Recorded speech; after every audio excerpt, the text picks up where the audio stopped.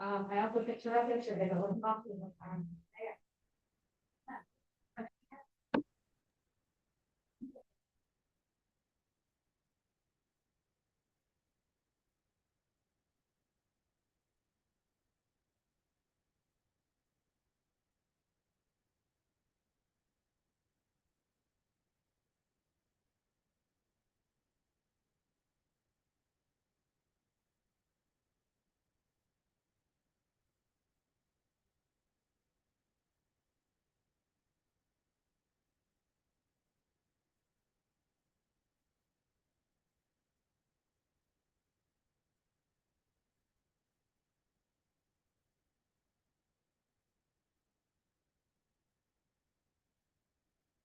All right, so we'll go on holding by Pirke Avos, ethics of our fathers, as it's known. Again, we'll go on holding by Pirke Avos, ethics of our fathers. We are in chapter 2, Mishna 16, I think it's part 22. And again, we're going holding by Pirke Avos, ethics of our fathers. We are in second chapter, 16th Mishnah, is number 22. We're speaking about the evil eye. The Mishnah says in the name of Rabbi Yeshua, an evil eye, evil inclination, hatred of other people, remove a person from this world. So he's speaking about the last number of weeks. This Rabbeinu Yonah, that Rabbeinu Yonah says that again, what does it mean over here? I have an evil eye. The person's jealous. Person has jealousy of someone else, something that they have that they think they should have, or let's say the friends have more money, a better spouse, better kids, this and that causes them to be jealous, and also puts them in a position where they want things that they can't have, right? Really, that's for whatever reason God doesn't want them to have them, right? Okay, so as Rabbeinu Yonah says, cause damage to them, to others as well, right? Certainly to their friends as well. And it causes them to think these things over and over again, contaminates their thoughts, and can cause the evil eye. So essentially, as we've been speaking about, they're jealous of things they don't have, which can make a person fall into depression. They'll be able to function, right, etc. So we've been speaking, a number of weeks. What is the cause, right? What is the cause where someone essentially feels bad for what they have, for what what they don't have, right? And we're going to see the Mishnah later at some point. I don't know when. Get there when I'm about 105. If I should live that long, and that is right, Biu Asher, who's considered wealthy. Someone who's samech b'chelka. All right, he's happy. Right, he's happy with what he has. So I read a story recently. Really, really exemplifies this. This thing, and it has to do with girls becoming bat mitzvah, and school has certain rules, right? That they whatever party they're going to do, they can't invite girls from from the class, and there's an obvious reason, because some people have more money, are going to make something more they're going to make something more extravagant, and then other people are going to feel bad. They're going to say, oh, we have to raise our bar, so to speak, but they don't have money to do it, right? So they have a standard, right? The school itself has a specific standard, and they have things that they said you can't do. They said you can't do. Now, the question is how far you take that. Now, again, if you're signing on, or you're signing according to what the rules are, right, so to speak. So that, obviously you're backed into a corner, things you can't do, right? Things that school doesn't want. Okay. So let's say someone who donates a lot of money and they made such, they make an extravaganza. School doesn't say anything. Now, you could say, well, maybe they're afraid to say something. Maybe, it was really a technical thing here that they're doing something anyway, and they threw this bat mitzvah thing, as part of it, and whatever. But they didn't say anything. School doesn't say anything. So someone else been planning this, for a very long time. Whatever, like, been thinking what they're going to do for years. So they saw, like, this person got away with it. No one said anything. So they did something okay. They didn't do something, as as extravagant. They did something, and in any case, there was fallout because, days before, the school had come out and said, like, we're clamping down. Like, we don't want this. It's bad. Whatever. And they clamped down. Now, what happened? So this girl got called in after this thing. After it's heard that whatever they did. So this girl gets penalized. Now you can ask the question, why did she get penalized? No one else got penalized. Use the person as a scapegoat. Whatever it is. Whatever it is. But the question, is not who's at fault. That's not the question. That's not the question. I mean, both sides have their claim. Both sides have their claim why, the parents on the one hand have their claim. Why does my kid get called out, no one else? The school says we warned them. We gave them a number of warnings, right? We gave warning a few days ago, whatever, a week ago. And we said there'll be repercussions. Okay. It's not a question who's right here. That's not the issue. Right? What's behind what they call the takanon? What's behind the rules that school has? So the rules the school have are exactly this. They don't want someone who has less, can't afford very much, let's say. And there are other people that can. And they're going to up the bar. They're going to up the bar to the point where other people are going to be forced to do, and if they don't, so the kids are going to feel like they're missing out.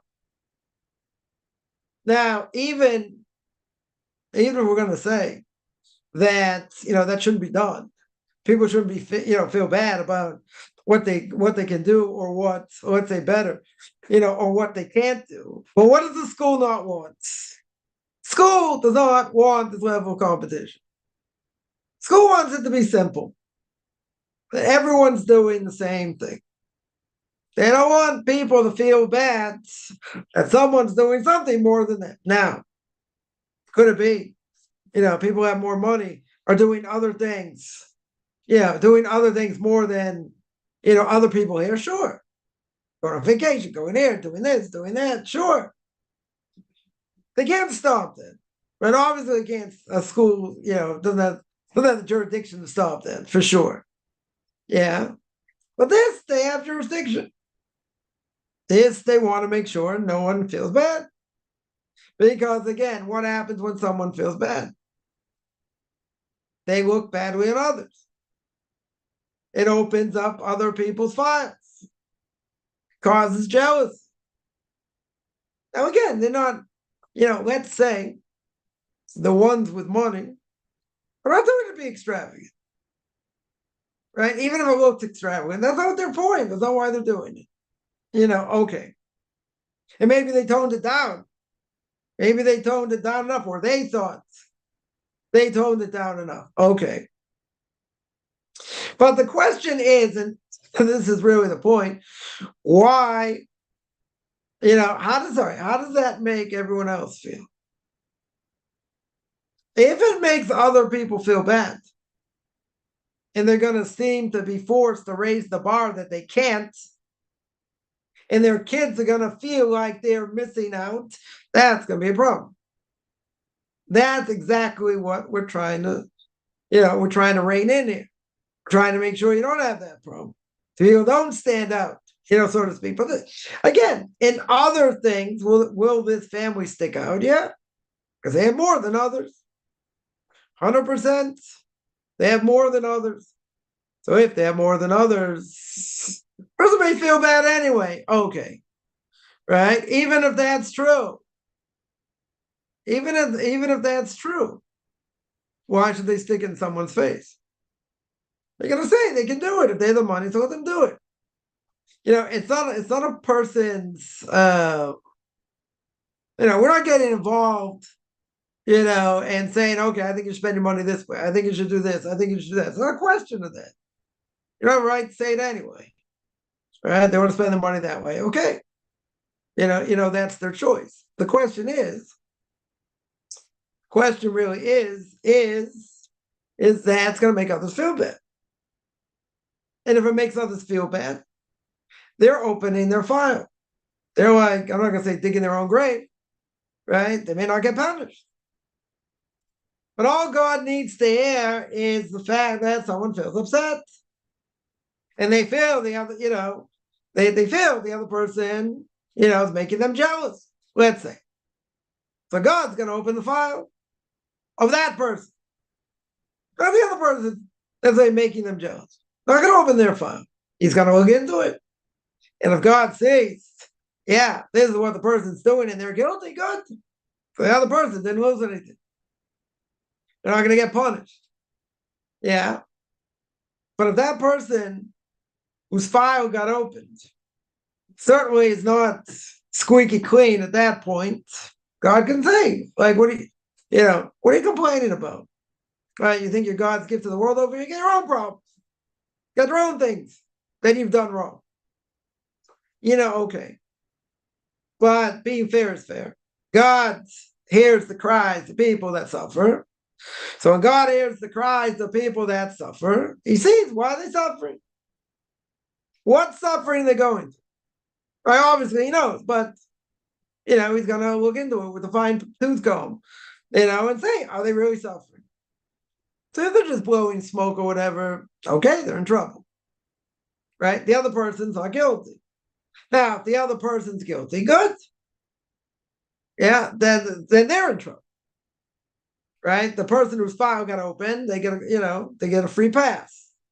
Nothing's going to happen to them. But if the person whose file got, the person who caused, let's say, the damage, caused this person to be in anguish, caused this person to be sad. Now, the question is why they do what they did. They may think they didn't do anything wrong. Right? Which most people feel when they get caught doing something. They didn't do anything wrong.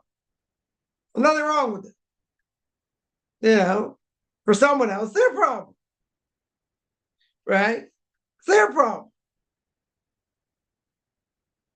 So at the same time, if they pass the test, good. So what does it show? What does it show beyond the shadow of a doubt? We're going to feel bad. Right? We got to be careful here. Person has to be careful whatever they do because they don't understand the far repercussions of what they do. They have no idea. Read the story earlier. A young adult, we'll say, teenager, parents were getting divorced, very tumultuous time, and they went to learn in Shiva in Israel, sent him to Israel. Very good. They sent him to Israel, and as you can imagine, probably wasn't fully focused on his learning. So a guy next to him, was learning, for whatever reason, took off his shoes, was like, kicking the table underneath or whatever. So what did this kid do as a prank? He took the kid's shoe and put it on the lectern, one of the rabbis there. Now the kid's like, bouncing his feet, can't find his shoe, looking around for his shoe, and lo and behold, the rabbi sees it's on his lectern. Right? So he says, "Who took my shoe?" And obviously, the rabbi asked the question, right? Who took his shoe? So someone snitched. When it's Lashon Hara, no, it's a good question. But whatever, someone snitched. And said it was this kid. So what happens? The Rebbe called him out. Rebbe called him out. And he said, did you do it? He admitted he did it. So it was a prank, whatever. And what did the Rebbe do? What did the Rebbe do? Smacked him. That's what happened. That was what happened. He smacked him. So didn't help this guy's, self-esteem. So whatever, let's just say he didn't really fit into Shiva, ended up going back home. Life went on. Life went on. 30 years later. 30 years later, there's a guy, I guess, in synagogue or whatever, and he's asking for help. He's asking for financial help. Now, this guy, 30 years later, recognizes this person's Rebbe had slapped him. Yeah. So what did he do? So I went up to him and he asked him, he said, I'm so-and-so, do you remember me? He didn't remember what happened. Rebbe didn't remember what happened. So he said, what's going on? What are you here, collecting for? And he said he's got a son that just got divorced, and he's got he's got to pay, he's got a hard time, and like this and that, and he needs a certain amount of money. So what does this guy do? So he said, okay, he said, instead of going around collecting dollars there and there, he said, I'll raise some money for you. In 48 hours, he raised the money. I needed $15,000. He raised the money, 48 hours. Yeah. He gained the money, thanked him profusely, and he went on his way. He didn't remind him what happened. But he said, he didn't think about this incident for years. For years, he wasn't really, so negatively affected by it. The person could have been totally destroyed by it. But what happened? He wasn't really affected by it. So he hadn't thought about this in years. But he said when he thought about it, he felt the smack again. Yeah. But he said he had to overcome his evil inclination, right? In order to say this person needs help. Forget about what he did. But one of the things he did say, though, remember one thing, that's what I'm talking about, far-reaching repercussions. He's saying that same hand that slapped him in the face was the same hand now asking for help. Now let that sink in. That's measure for measure. I'm not saying that's the only reason it happened. He had to go and embarrass himself and ask for people help for money. I'm not saying that's the only reason. Could have been any number of reasons. But the fact, this person was saying, but the fact that he got slapped by that hand is the same hand that's now asking for help. Yeah. Interesting story. So, back to our, bat mitzvah girls here. So when it comes to what other people do, we got to be careful of our actions. And that was the point of the story, is the far-reaching repercussions. Yeah, now you say that story's a little bit drastic, right? It's drastic because, this kid got slapped. I know of a story of someone that, spiraled out of control when he didn't get slapped, but he got embarrassed in public. And that started a downward slope. And eventually, this kid ended up going off. But getting slapped is, certainly forbidden, right? I don't know how you're going to educate kids. But again, he didn't do it in front of everybody. He didn't embarrass him in front of everybody. That would have been a lot worse, right? He slapped him, right? But, thank God, he didn't take it so to heart. He's going through a hard time. That time he's going through a hard time. Okay. Right? So it's not like, that place wasn't for him and I'm coming back and whatever. But didn't cause this is the most amazing thing. Didn't cause them to hate Judaism, to hate rabbis, to hate other people. Yeah, he was able to look deeper. Yeah, to the extent where 30 years later, this person's asking for help. He didn't have to do what he did. He could have said, you remember what you did to me? He could have clobbered him. Yeah? I'm not saying physically.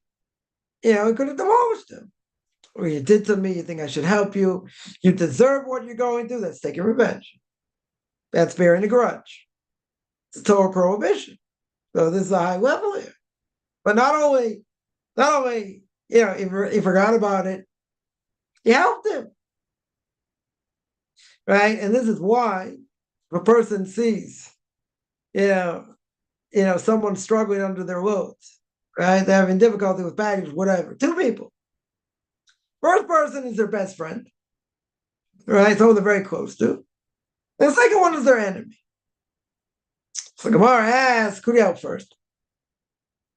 So what would the obvious answer be? The one who you like. That'd be the obvious answer. The one who you're friends with. Very good. Right? The Gemara doesn't give that answer. See, here's why we have to put our minds into Torah. What does the Gemara say? Your enemy. Two people come in front of you. They need help. You help your enemy first. Why would you help your enemy first? What's the answer?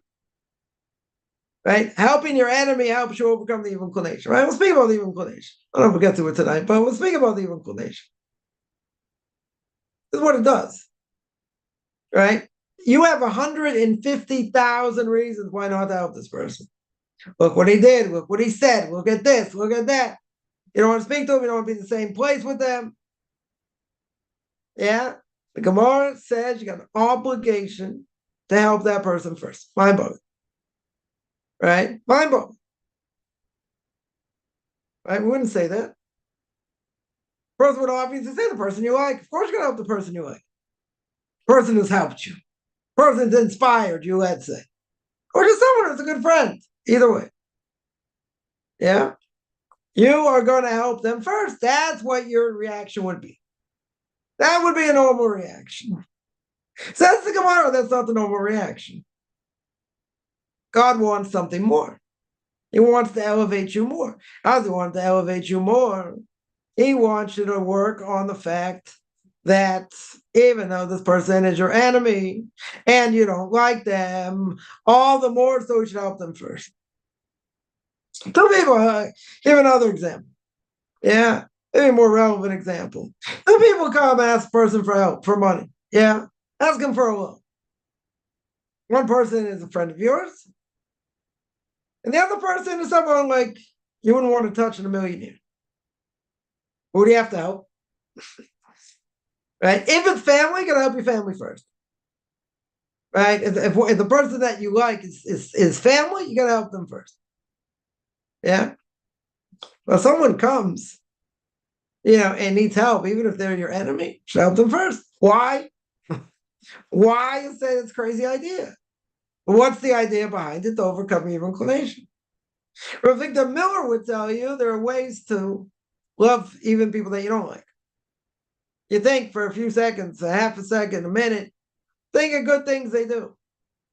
Try and think good things they do. The more you think of that, the more you love them. Now, it's also not an easy thing to do.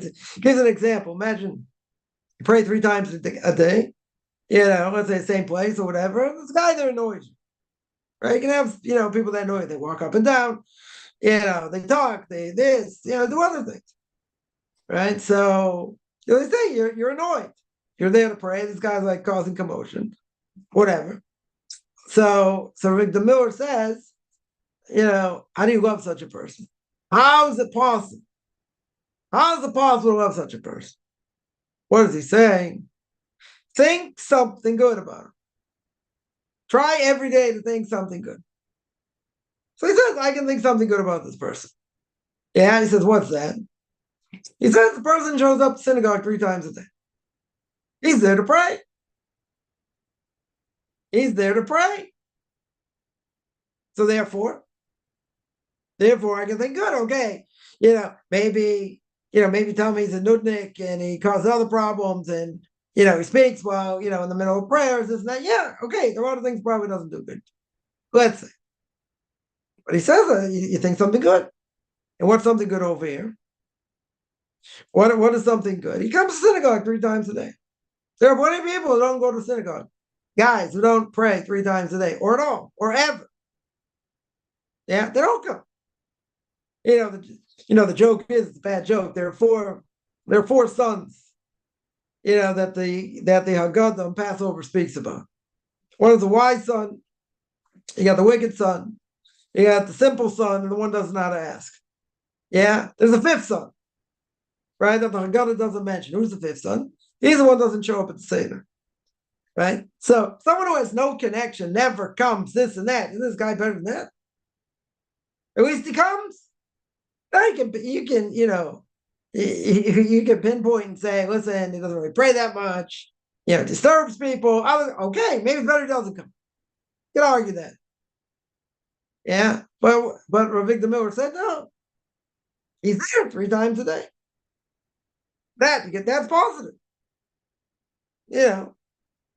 Maybe eventually he'll grow into or stop doing certain things. Okay, but he's there 3 times a day. So if he's there 3 times a day, so that's something positive. So he says you can probably think of other positive things. So when you think of other positive things, you see the person in positive light. I mean, you're actually gonna, be best friends with that person, for sure not. But that's how you can love someone. Right? Even if they do things that annoy you. Yeah, someone asked when I get this question. Someone asked, can non-Jew open the file of another Jew? Or another non-Jew? Oh. Or can non-Jew open the file of a Jew? Good question. Good question. So I would say like this: if somebody makes someone else jealous, Jew or non-Jew, yeah, Jew or non-Jew makes them feel bad. Now, non-Jews, you got to remember, non-Jews don't convert or are not interested in converting.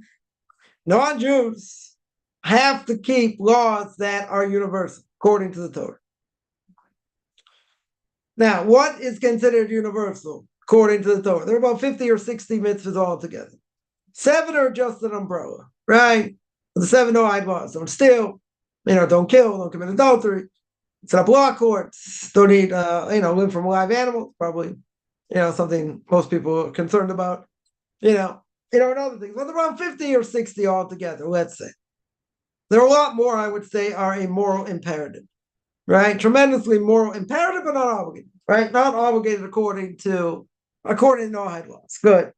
Now, the question over here is, if a person made somebody jealous, they made someone feel bad, they flaunted wealth. Yeah? They flaunted wealth. Is flaunting wealth for a non-Jew, for anybody, in general, is flaunting wealth a bad thing? What most people probably say, it's a bad thing, right?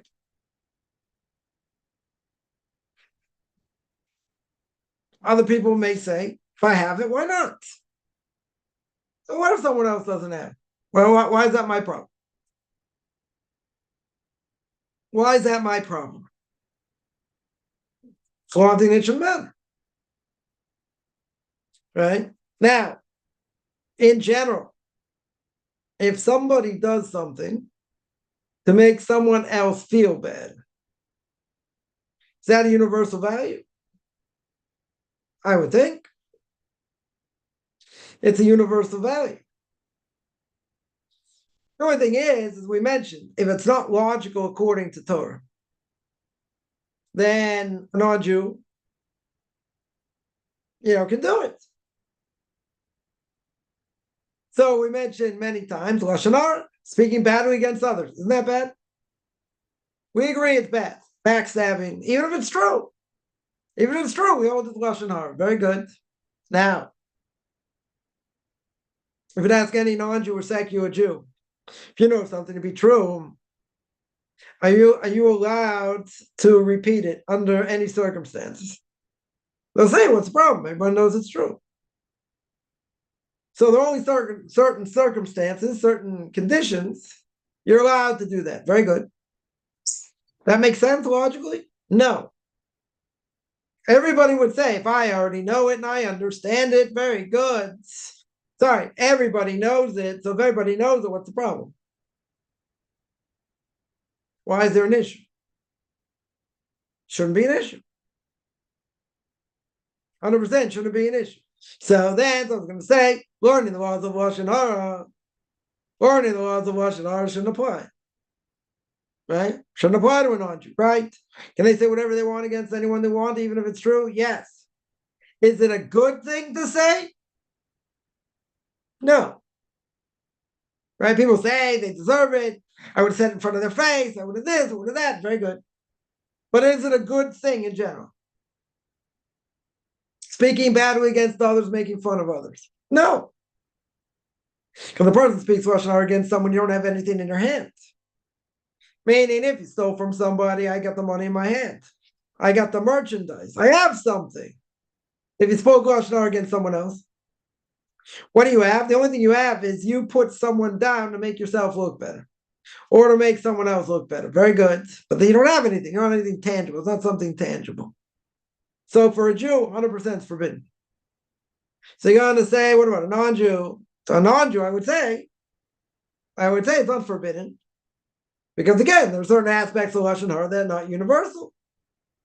That's certainly not universal according to the Torah. So if they're not universal according to the Torah, what would I say? You could do it. You could do it. Now, that being said, is that a good thing? I wouldn't say it's a good thing, but it doesn't apply to them. Good. So if it doesn't apply to them, I would say it's a moral imperative, they shouldn't do it. But as the Noahide laws, it doesn't apply. So in this case, person has a lot of money. They want to flaunt it. Want to build a fancy house. They want to build, I don't know, whatever. Buy fancy cars, go on fancy vacations, fancy boat, I don't know, whatever they want to do. Now, according to the Noahide laws, that's forbidden. Now, what do they make people feel bad? What can we say logically? So why'd you feel bad? It's not my problem. I'm doing what I want to do. The fact that you look at it and feel bad, why is that my problem? Right? Can easily say that. So the question is, okay, now, should they be doing that? Should they be flaunting what they have? Again, under universal laws, according to the Torah, is there anything wrong with it? Is there anything wrong with it? Person has money, so they flaunt it. Okay. Yeah. Well, the famous person had, millions and billions of dollars, got locked in his vault. He said before he never loses money. He never died with his money. Better be very careful what you say. What happened? Friday afternoon's in his vault, got locked in the vault, no one's around. Don't come back till Monday. 3 days. He died in his own vault with his money. Right? You gotta be careful what you say. So I would say if you're flaunting, you better be careful. But if that's the case, does that apply? Is that universal? I wouldn't say it's universal. Right? I wouldn't say it's a good thing. Bragging and being pompous and this and that, that's bad. But is that something universal? I don't know. I wouldn't necessarily say it's universal. Therefore, if it's not universal, they could do it. So if they make someone feel bad, it's not their problem. God's not going to open up anyone's files here. Why? Because they didn't do anything wrong. The other person feels bad. Okay. But that other person is allowed to do what he wants. That doesn't fall under the Noahide laws. So God will look down and say, you got a problem for feeling bad. It's your problem. I don't need to open up the file on this person. Right? It's not universal. If it's not universal, right, according to the Torah, then it shouldn't apply. Then they won't open up a file for a Jew or a non-Jew. Right? It won't matter. Right? It won't matter. Now, if that was the case, wouldn't it mean people of drastically different socioeconomic statures? Yeah, cannot be friends. Why? Because one friend might cause the other file, might open up an INR. So I would say like this. Person, you got to be careful with the friends you hang out with. That's universal. They can be friends that could have totally bad influence, cause you do things you shouldn't do. But is that something I have to be concerned about? The fact that, let's say, you get two people in different economic situations. One's, let's say, got money, the other one doesn't, or the other one struggles, or whatever the case is. Yeah, do you have to worry he's going to do something that's going to make you jealous? I don't know. I don't have to worry about that. Does that mean you can't be friends with such a person? I wouldn't say that. It's only causative, right? Seemingly, it's only causative. It's indirect, right? But who says? Who says that person's going to make them jealous? I would say differently. I would say being friends with different people comes at a price. And you have to know what that price is. So if a person has, let's say, friendship with somebody that has money, couldn't that lead to arguments? I don't know, maybe. Maybe it could. That means, I would say, though, a person is going to be friendly with somebody that's like them. They're not going to be friendly with somebody who's polar opposite, unless trying to get something from them. Yeah, that's why it's kind of funny. People say, well, you Orthodox Jews hang out among yourselves. Yeah, you don't really hang out, with too many secular people unless you're trying to draw them close or whatever. Like, you have nothing really to do with secular people, right? In many ways. Okay, let's say that's true. And secular people do the same thing. There are plenty of secular people out there. The vast majority will have nothing to do with Orthodox Jews, ever. We're going to call them close-minded bigots? No, of course not. That'd be racist. How can you say that? They're so open-minded. Very good. But people hang out with people of the same mentality. Like someone once said, how many, secular Jews live in my neighborhood? I'm like, nobody. I mean, some more religious, less religious, whatever, but secular Jews don't live here in general. Not going to live in an Orthodox community. So my answer really should have been, nobody lives here. Nobody knows that there are no secular Jews here, but how many Orthodox Jews live in your neighborhood? Are you going to live in an Orthodox neighborhood? That should have been my question. That for sure should have been my answer. Not if anyone says it to you, that's the answer. Right? You say, no, there are only Orthodox Jews live here. But how many Orthodox Jews live in your community? You just throw it back in their face. Now, if they're not hanging out with Orthodox Jews, then they're no better than you. But we're not claiming to be open-minded. No one should make that mistake. We are not claiming to be open-minded ever. We're not claiming that. Secular Jews and non-Jews will claim to be so open-minded.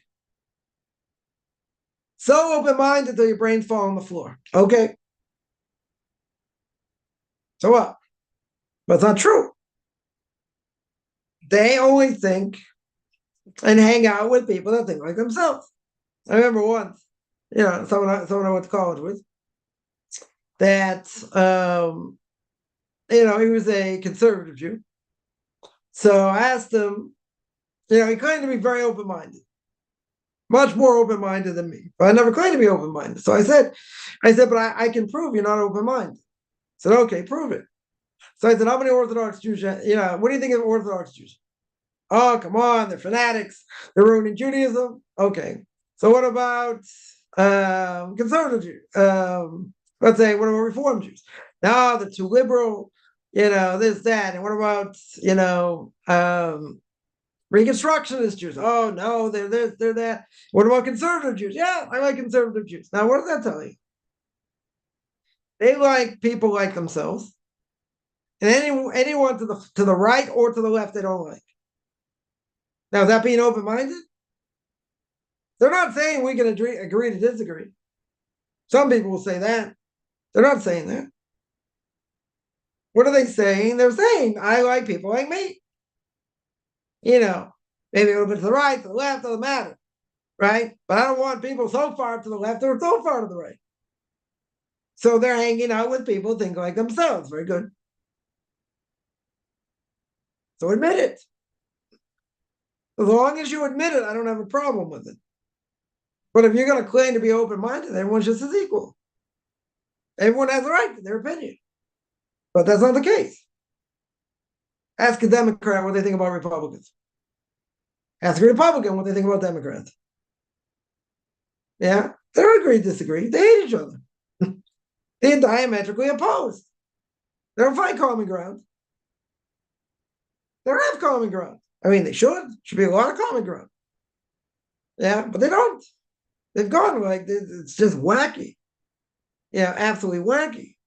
Yeah, they're diametrically opposed. Different values, different this, different that, whatever it is. So what happened to being open-minded? You're open-minded till your brain's fall on the floor. That's how open-minded a person is, right? But who's really open-minded today? We're not claiming to be open-minded. We're claiming you got to follow what God says. You got to listen to what the rabbis tell us. That's what you got to do. Period. No one's claiming. No one in the Orthodox community is claiming we're open-minded or politically correct. Nobody's claiming that, right? Nobody's claiming that. Very good. So if nobody's claiming it, why are other people claiming they're absolutely open-minded? How are they claiming that? It's not true. Right? It's very easy to show it's not true. But at least I would say, be honest. Just admit it. I have no problem admitting I'm not politically correct. Everybody knows that. I'll never be politically correct. Whatever Torah says, that's what we have to do to the best of our ability. Very good. And we're not going to claim that we're open-minded. We're not. We're as open-minded as the Torah is. Torah says it's okay. It's okay. Torah says it's not okay. It's not okay. It's anywhere in the middle. You're going to see. Is it good or is it not good? Okay. We're not claiming to be open-minded. No one's going to make that mistake. Right? But anyone who's going to claim we're so open-minded, then why do you hate Orthodox Jews? Why do you speak badly against religious people? If you're open-minded, live and let live. Oh, you speak about, secular Jews, this and that. Yeah, if they're intermarried and they're fighting against religion, yeah, we have an obligation to speak out. And you want us to be like you, whatever. We want you to follow Torah. That's what we want. Yeah, my Rebbe was mentioned about Amalek, right? It's coming up, to Purim, right? Who do we, people think, oh, Amalek 2,000 years ago, whatever. Amalek's alive and well today. We don't know who they are, right? Can't destroy them physically because, all the nature have been mixed up. But, one of the aspects of the Zohar says, Amalek is people that are in power. Jews are in power. Part of the mixed multitude that fight against Torah. The Israeli government being one of them. Anyone in the government. Yeah, fighting to rip apart Torah. Fighting, to take people out of yeshiva and draft them. Fighting against Orthodox Jews in many other ways. That's Amalek. That is part of Amalek. Yeah, they brought doubt to the world. They brought atheism to the world, right? But they also brought the fight against Torah. That's alive and well. Unfortunately, very much alive and well. And they'll do whatever they can to fight Torah. Just like you have the greatest amount of holiness in the land of Israel. Also, you gotta have the opposite. You gotta have immorality and impurity and all that against it. Just as strong. But what's their goal? What's their end goal? It's not about just sharing the burden. That's not their end goal. Their end goal is to make us like them. That's their end goal. That's what they want. Yeah? Be part of them, do this, do that, whatever. That's their end goal. So that's Amalek. They're fighting tooth and nail against religious Jews. That's happening for a long time. It's not a recent thing. It's going on for years. Yeah, since the founding of the state. Been going on for years. But that'll be till the end of time. Till the Erev Rav gets destroyed. God has to uproot, destroy the Erev Rav before Messiah comes. And that's what's going to happen. That's part of Amalek. People say, oh, it's drastic, it's a drastic comparison. I don't know. Why is it so drastic? What did Amalek bring to the world? Hatred of God. No supernatural. So those who believe in God and live God's word, they hate. Right? So anybody who hates people like that, doesn't matter what they know, what they don't know. That's irrelevant. They're fighting this war against God. And who represents God? Orthodox Jews. Why do you think they brought in so many non-Jewish Russians? They said explicitly in order to offset the ultra-Orthodox. They said it explicitly. I'm not, you get the fact checker out there, right? Fact checker will verify it. They know they were bringing in all these non-Jews. 100% they knew. To boot, there were Orthodox Jews in the what do you call it? In the Ministry of Interior. They also knew that. They're just as guilty bringing them in, not stopping it. Okay. Probably got some kickbacks, other things, look the other way, whatever it may be. But the fight against Orthodox Jews and against Torah is Amalek. Very much alive and well. Very, very much alive and well. We read Parshas Zachor today. Right? So many rabbinic authorities hold the Torah obligation for women. Right? Even women to hear it. Yeah. So you have it, so we can't wipe them out physically. Can wipe out their ideas. So I can tell you, part of my intention was Amalek being government here. Amalek being people that fight against Torah. That's part of Amalek that we want to wipe out. Could be friends, could be relatives, could be who knows what. Doesn't matter. That's bad. Right? That is destructive. That is destructive. You can say, well, that's the way it's supposed to be till the end of days. Doesn't matter. There's a Torah command. The Torah command is wipe out that name of Amalek. Really, it's supposed to wipe out the people. We don't know who they are. Many say that the German Shemach Shema V'Zichro, may the name be blotted out, may they rot wherever they are. They were part of it, right? They're part of Amalek.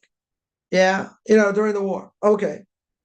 But anybody who's fighting against Torah, and there are plenty of people out there, unfortunately, fighting against Torah, yeah, they're part of Amalek. Because that's what Amalek did. And that's what they represent.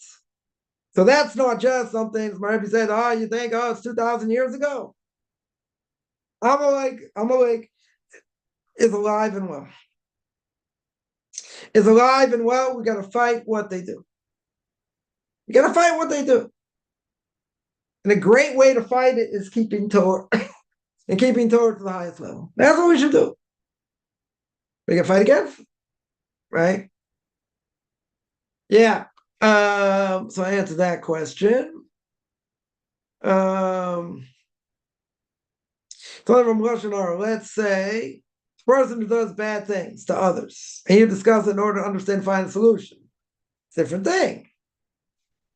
That's a different thing. In other words, you're analyzing the situation, you're going through something in order to what? In order to find a solution. Right? Again, you have to know the facts. You have to hear them firsthand. There has to be a benefit. Right? There are 7 factors involved. What about someone goes to therapy? Someone goes to a therapist. Yeah? Aren't what they say, they're going to say things against other people in that Lashon Hara? True. But here's the benefit. They're going to say this person did this or said that or whatever it is.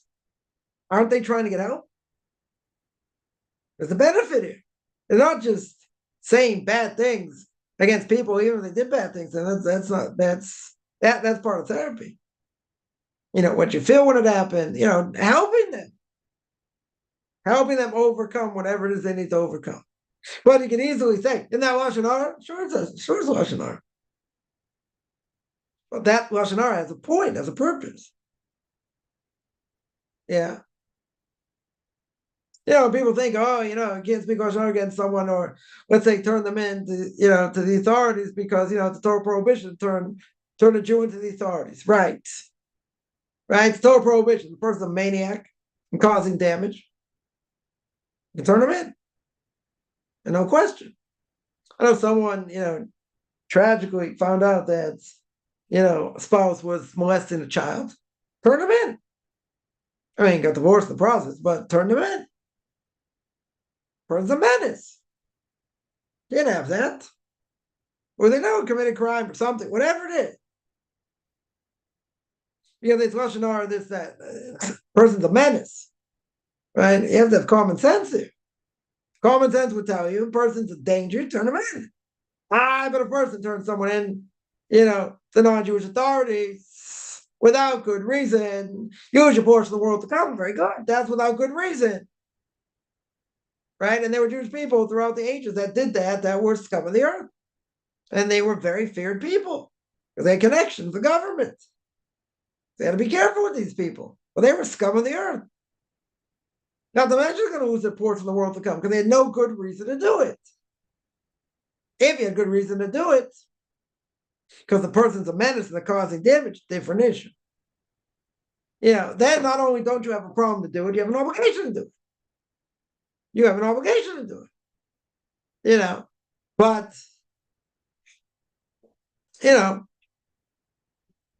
you need good evidence here. You can't just be an hearsay. Yeah, but you have to protect people. So protecting people, you do whatever you can. Right? Especially if you know for sure. If you know for sure, you don't wait. You do not wait that person in trouble. And where's this person sitting right now? He's in jail. And he should be in jail. Yeah, you don't wait around. Find out something, that was it. A horrific thing. Right? Person saying, "Oh, I can't say that or can't do that." It's Lashon Hara. What about saving lives? What about saving lives? This comes up also. This comes up also by shidduchim. Yeah, you're trying to find out about this boy or girl, whatever. You're trying to find out as much information as you can before you let your child date them. Now, sometimes maybe things get hidden, or maybe the person doesn't ask the right questions or whatever. And some people say, "Well, I didn't have to say that because it's Lashon Hara." Depends what it is. It depends how, it depends. Let's say a person's got a medical condition. So you don't say straight up, because otherwise the person probably won't date them, right?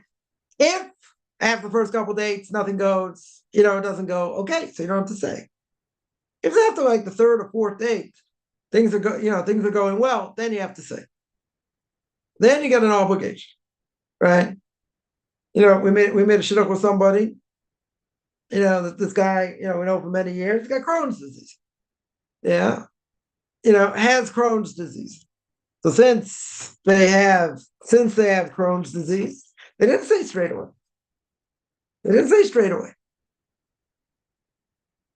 They liked each other, whatever, went out a bunch of times. By the third date or fourth date, they said. So they wanted medical records, speak to this guy's doctor, whatever, and okay, they were okay with it. So, went through them, married for a number of years. But it has to be told. Some point. Yeah, I know of another story, somebody that, they weren't told at all. Or if I think they were told, like, whatever, the person had a problem with depression, whatever, but, it's okay. And, they're on a medication, they have a psychologist, this, that, but they lied. The other side, well, I didn't say how bad it was. A person gets married and find out it's a lot worse than he thought. Now you can't necessarily, see that. Dating for a number of months or whatever. You can't see that. Right? So they got lied to. And now this person's left holding his bag. So what do you do now? The person got totally lied to. What's the other side going to say? Well, if we already told you the truth, you wouldn't have dated. Okay. Right? So you don't have to say anything at the beginning. That's true. If they don't like each other after the first couple of dates, okay. So you don't say anything. If after the third or fourth date, they like each other, you have to say something. If you don't say something, it's irresponsible. But you can't say that because it's Lashon Hara. But you're putting someone in a very bad position. Yeah, well, the person then finds out down the road that what they got was not what they said they got. And there are stories where, a girl thinks she's getting, the best guy in the yeshiva, and he wasn't. Yeah, and then finds out, like, this guy's not what they said he was. It's happened also. So, so someone will say, well, if you tell the truth, person will get the wrong information. Or, let's say better, the person will get the right information, but they won't have anything to do with the other person. Yeah. So again, at some point it's got to come out, and if it doesn't, the person finds out the person's not who they are, and either they didn't ask the right people, or they hid things, whatever the case is. Yeah. Now, after the fact, what do you do? What do you do? Now, for some people, that'll end the marriage because it's not what I want. Now, if the person says, "Yeah, I'm going to work on it, I'm going to this, I'm going to that," I'll be the person I really should be. You give it time. If the person says, "Well, this is really who I am," and you got to deal with it. Well, it's a different issue. That's a different issue. So again, any of these situations are bad to be in. They are bad to be in. But where does it stem from? Where does it stem from? It stems from the fact people don't want to. Unfortunately, people don't want to tell the truth. Right? They don't want to tell the entire truth. If they tell the entire truth, what's going to happen? What's going to happen? Person not, you're not going to date that person. But at some point, if it's a medical condition or mental health issue, has to be told at some point. I wouldn't say at the very beginning, but it's got, after like the third or fourth date, you have to tell. You have to tell and see if the person's gonna go through with it or not and want to continue. They can say, "I don't want this," or how we can work things out, different things. Look at medical records, other things. Yeah, but it has to be told. It's not a question of, "Oh, it's Lashon Hara." No, I wouldn't say it at the beginning. You don't have to. At the very beginning, you don't have to say, because then it's going to be much harder for them to date anybody. Okay, you're not misleading people, but at some point, as we said, third or fourth date, you have to say it has to come out. However it comes out, doesn't matter. Then the other person has to make a decision what they want to do. How bad is it? It's not bad. It's a remission and whatever. Yeah.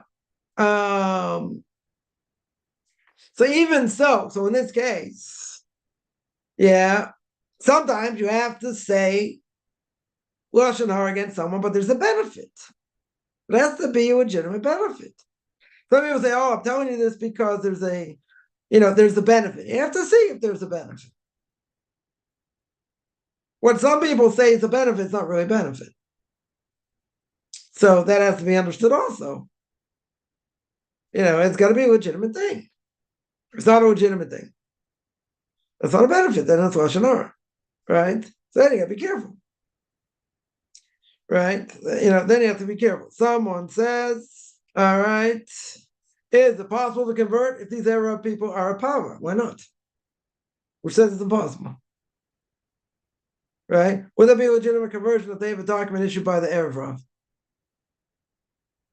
Oh, you're asking a different question. Can you have a rabbi as part of the Arab Rav? It's a good question. Right? The sad answer is yes. You can have people that, it's my way, the highway. I do things my way. And I'll give an example. Let's say somebody, who's a rabbi, let's say rabbi of a community, synagogue, whatever, and they allow a missionary come speak in their synagogue. Now, let's say not a top tier missionary, let's say, and he's there as a motivational speaker. And this happened. We want to bring in a motivational speaker. So, community with some people up in arms, and the missionary himself, decided not to come, even though the rabbi said he should come. Whatever. Missionary is going to be paid $50,000. I would have done it for 10, maybe 7.5. Yeah, I couldn't find an Orthodox speaker to give a pep talk, whatever. Okay, so this guy didn't speak, someone else did. Somewhere down the line, another missionary come. As a motivational speaker. Now, somebody who does that, and it's their way of the highway. Is that person not part of the Evra? You say it's respected. Might be head of a yeshiva, might be head of a rabbinical court. You want someone that does something like that to give to convert you, even if it's accepted in Israel? You be part of the Evra for sure. The mixed multitude. And there are plenty of people that, speak very well, this and that. They're horrific people when it comes to Torah. So you can also be part of the mixed multitude. Yeah, 100%. Now, you want to ask, if they did the conversion, is it a legitimate conversion? So let's say they have their own base. Let's say they have their own rabbinical court. The rabbis there are okay. But the one overseeing it, it's part of the Evra. Okay. But the Beeston's okay. Is that going to be okay? I would say it's probably okay. Not that I would do it or send anyone there to do it. But technically speaking, is it a kosher conversion? Could be. Could very well be a kosher conversion. Yeah, very well could be. Now, if you tell me the rabbis on the base are corrupt, let's do it the other way. Let's say the head of the Beis Din is not corrupt, but the rabbinical court is. The rabbis there are corrupt. That's a different issue. That might be a different issue. Now, the thing is, if they keep Shabbos and they keep kosher, and they're kosher Jews, so technically maybe it's okay. But if they're not kosher Jews, if they're corrupt in any way, then you couldn't do it. Then it wouldn't be good. Right? So there are two things here. You got a rabbi who's part of the Evra, part of the mixed multitude, and you got the Beis Din, who says the Beis Din is. And if the Beis Din is, then it'd be a problem. Then it would be a problem. But you run into this issue because if you have 3 kosher Jews, technically according to the Rambam, 3 kosher Jews, keep Shabbos, keep kasher, it's very good. And a non-Jew goes in front of them. Now, technically, the conversion could be okay. Now, people would say, according to the Rambam, it should be okay. Okay, it depends on the case. 3 kosher Jews don't necessarily know anything about conversion. Yeah, that's a big mistake. Just because they keep Shabbos, they keep kosher, doesn't mean they know what they're doing for conversion. Right? Now, does that mean automatically it's going to be disqualified? No. I wouldn't say automatically. Depends. There are cases that will be accepted. There are cases that won't be accepted. It depends on the case. Right? So we're going to say, but the mixed multitude doesn't. Again, it depends on the case. I'm not going to say the whole thing is bad. What if 2 out of the 3 on the Beis Din are good and 1 isn't? Go according to the majority, right? Question is, do you have a Beis Din in that case? That's a good question. Yeah, I worked with someone a number of years ago. They had a kosher Beis Din. And years later, what happens? One of the rabbis got thrown off the Beis Din for different things. So now, do they have to go through a Geirus Chumrah? Stringent conversion. You're telling me technically they had a proper conversion. You're right. But now, if you say after the fact, Yeah, one of those rabbis got thrown off. Now I only have two. Right? So it's brought down that if you have a beis din of two that issues edicts and verdicts and different things, it's called the beis din of chutzpah. It's called the chutzpahdik beis din. Yeah, under certain circumstances, if it happened, we allow it. But it shouldn't be done. So in this case, if I have two against one of them is bad.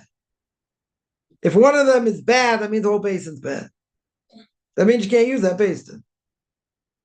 Now, so it depends on the case. If you tell me all three are okay, and the head of the beis din is bad, doesn't mean the beis din is bad.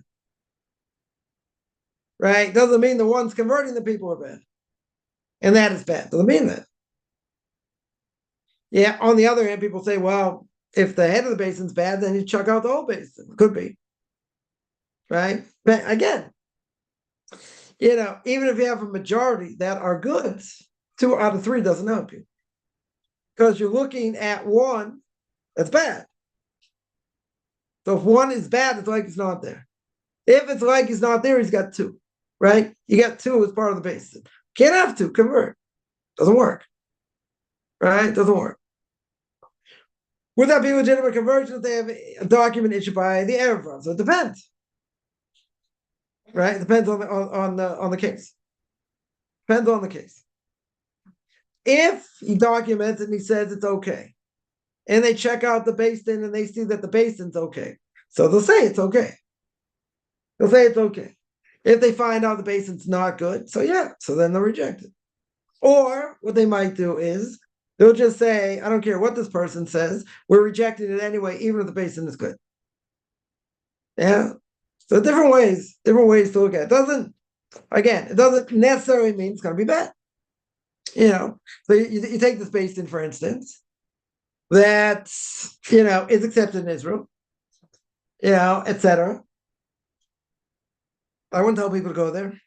Now, if somebody did, if somebody did, is the conversion valid? So it depends how you look at it.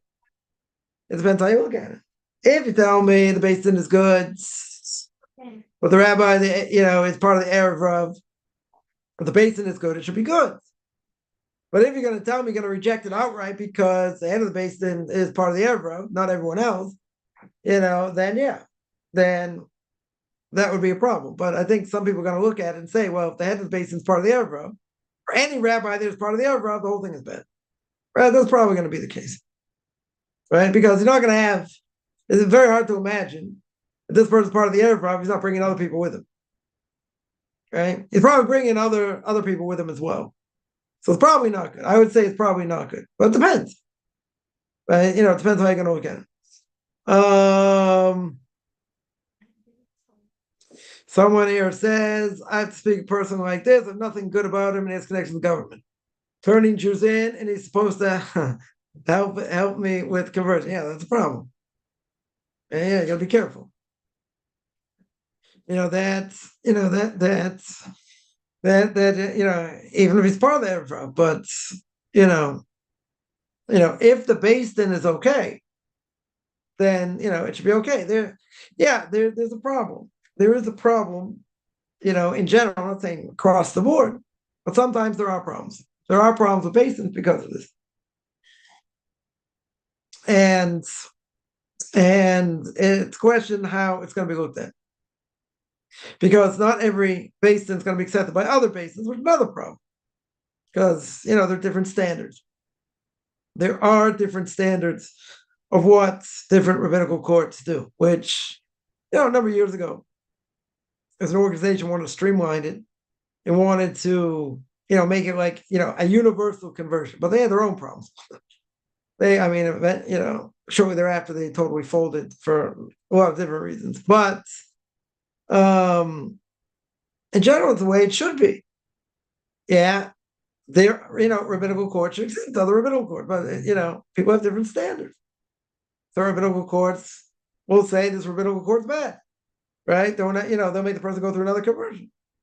That's how bad they don't trust it. Some are better, some are not.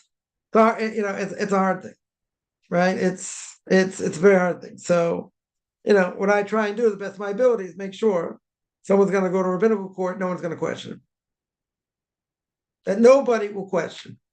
Now, again, is it foolproof? Is it 100%? No.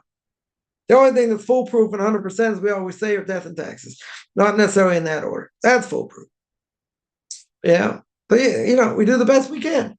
That, it doesn't, this person I mentioned before, went through an Orthodox conversion. Did he think one of the rabbis is going to be thrown off the rabbinical court? I don't think so. Right? Not in a million years. I wouldn't have thought of that. But then it was called into question. So, yeah, it's an issue.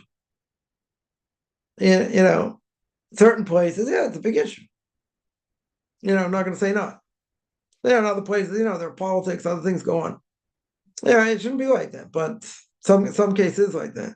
Someone says, I was told we're not supposed to listen to this Lashon Hara, even if everyone says it or rejects it. You don't have to believe it. You're right. Even if everyone says it and whatever, even if it's true, right? You don't believe it 100%. Right? Now, if it's something, let's say like this, if it's something that you need to guard yourself against, if it's something that could cause you damage, then you're allowed to guard yourself against it. You still can't believe it 100%. Right? You still can't believe it 100%, but you're allowed to guard yourself against it. So you gotta be careful.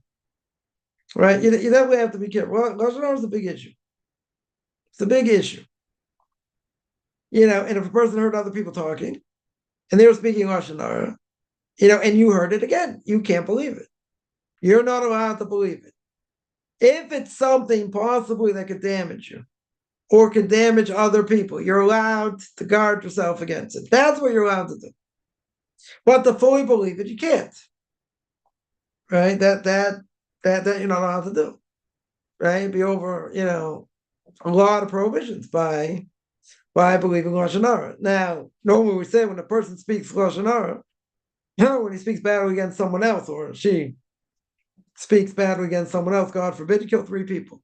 Kill yourself, the person who heard it, and the person who you said it against. Right? In other words, prohibitions across the board. You get all these prohibitions for saying it, the person who heard it, and if they believe it, they transgress all these prohibitions. Right? And the person said against.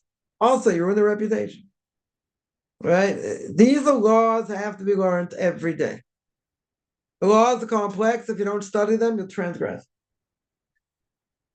And it's not just like it's only one prohibition. There are more than 30 prohibitions in one shot. You don't see anything else. You have so many prohibitions in one shot. That's why for this generation, it's something that, yeah, we got to focus on a daily basis. A person, learns the laws of Shabbos, let's say. Not 30 prohibitions in one shot. I mean, you might get death penalty for certain things, okay, but it's not 30 prohibitions in one shot. You don't see it by anything. Right? You don't see it by kashrus, you don't see it by blessings, you don't see it by Shabbos. Lashon Hara corresponds to the 3 worst transgressions you have to give up your life for anytime, any place: murder, idolatry, and immorality. Right? It corresponds to all 3. It's one of if a person's a habitual speaker of Lashon Hara, and they don't repent. They don't repent. It's one of the 4 groups God says I don't want to see in the next world. That's not someone who just makes mistakes here and there and whatever. They have to learn the laws better or whatever. We're not talking about that. We're talking about someone who doesn't care. They're habitual speakers. They doesn't matter to them. Right? So that seems worse than a lot of other transgressions, right? Right? Like, and this happens all the time. These things come up all the time. You hear things, you see things. I mean, social media is the worst thing. Right? Because you don't even know whatever you said, how it affects people. Right? So I always see before Yom Kippur, and I always laugh. People say, oh, if I offended anyone, forgive me, you have no idea. Whatever a person puts out there, you have no idea how many people, that it could affect. Could be millions, billions. How can you repent for that?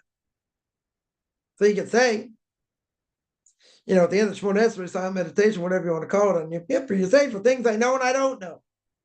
You repent for that. People were affected. You didn't know who they're affected.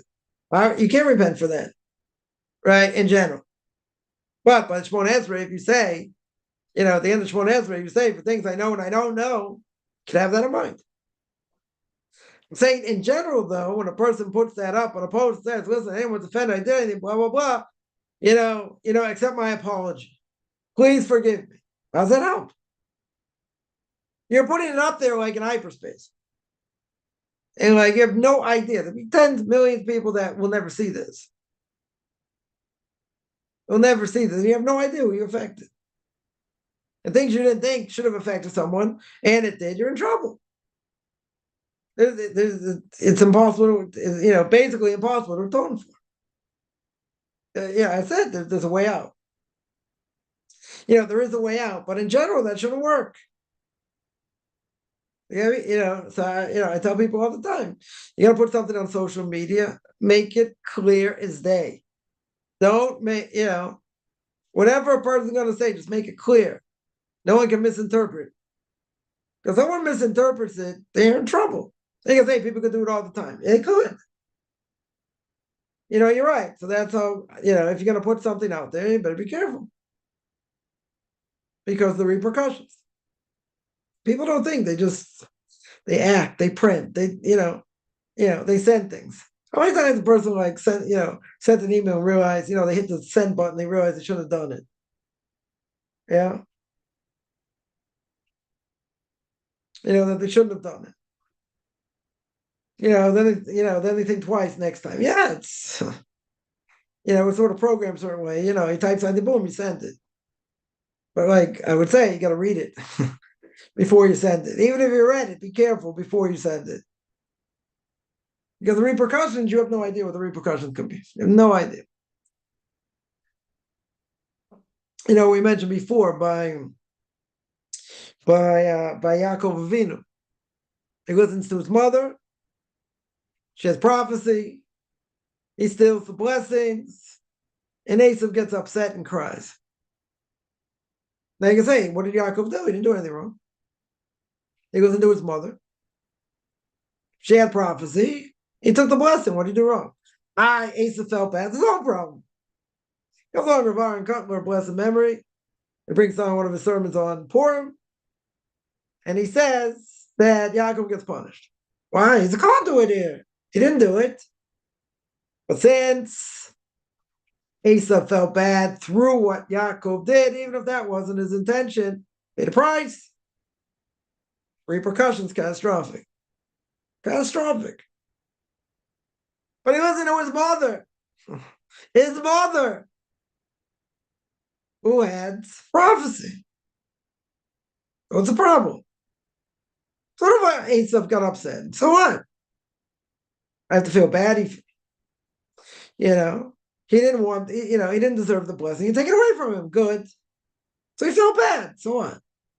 You feel bad for him? He's going to get punished because of what he did? Why? Says Rav Aaron, you don't understand how far the repercussions go. You have no idea how far the repercussions go. You haven't, you don't have any negative intentions. They're just taking what is his. Right? So somebody, is going to, let's say, a conservative Jew has a Sefer Torah, as a Torah scroll. Yeah? Or a Reformed Jew. They're not going to use it right. Yeah? There's a mitzvah to go in and steal it. A mitzvah to go in and steal it if you want to get caught. Now, I'm going to say that's kind of radical. Why is that? It goes against the law of the land. Okay, you can't do that. But why is that so severe? Why should you do that? Why should you do that in general? Because they're going to abuse it. You don't allow it to be abused. If you have some way to stop it, you don't have a way to stop it, okay. But if you have some way to stop it, technically, if you knew you weren't going to get caught in this and that, you just do it. It's going to desecrate it. How many times, beginning of the founding of the state, they went to autopsies? They're allowed to do autopsies on a body. Person died, they died, that's it, you bury them. Right? How many times Orthodox Jews went in and stole bodies? This time it sounds kind of gross. Stole bodies to bury them so there wouldn't be an autopsy. Against the law. Oh, to steal bodies. Yeah, but they're going to abuse them. That's abuse. Doesn't matter how the person died. What does it matter? They died. Yeah, they died. So what do you do? So here in Israel, you got 24 hours. 24 hours, the person dies, they have to be in the ground within 24 hours. That is custom in Jerusalem. 24 hours. You don't bury the body. It's severe punishment for the soul. Right? But without even going into all that. So when people knew, they were gonna do an autopsy in the body, they went and they stole it many times. They stole bodies to give them proper burial because they didn't want to be abused. So the question is how far that goes, how much you have to risk your life. Okay. Yeah, these are good questions. I'm just saying how far it goes. Is it, it's fanaticism, this and that. That is desecration of the body. And you got to do whatever it takes to stop it. Right? For instance, let's say, you got a relative, they have written in their last will they want to be cremated. Jew can't be cremated. So you try and stop it to the best of your ability. If you can stop it, you stop it. If you can't, not. But you got to do it your best of your ability. That's desecration of the body, right? Of the soul. It never got cremated against its will. Okay, it's not the soul's fault. Right? That's a different issue. We do all the people in the Holocaust. You're going to say that they all got cremated and burnt up, whatever. Okay, that was against their will. Yeah.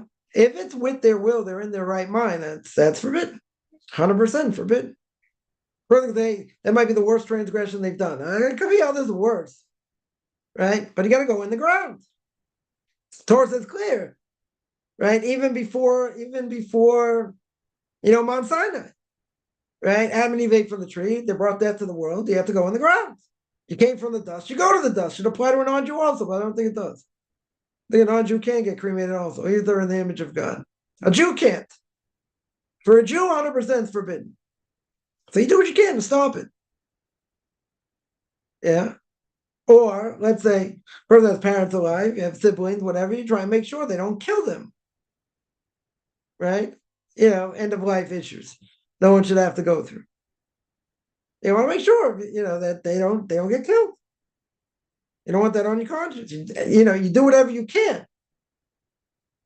Explain to me, you put yourself in debt to do it if you have to. You go borrow money to do it if you have to. You don't want to kill someone. You don't want someone else to kill them. Yeah? You do whatever you can to stop it. So, sometimes easier, sometimes not.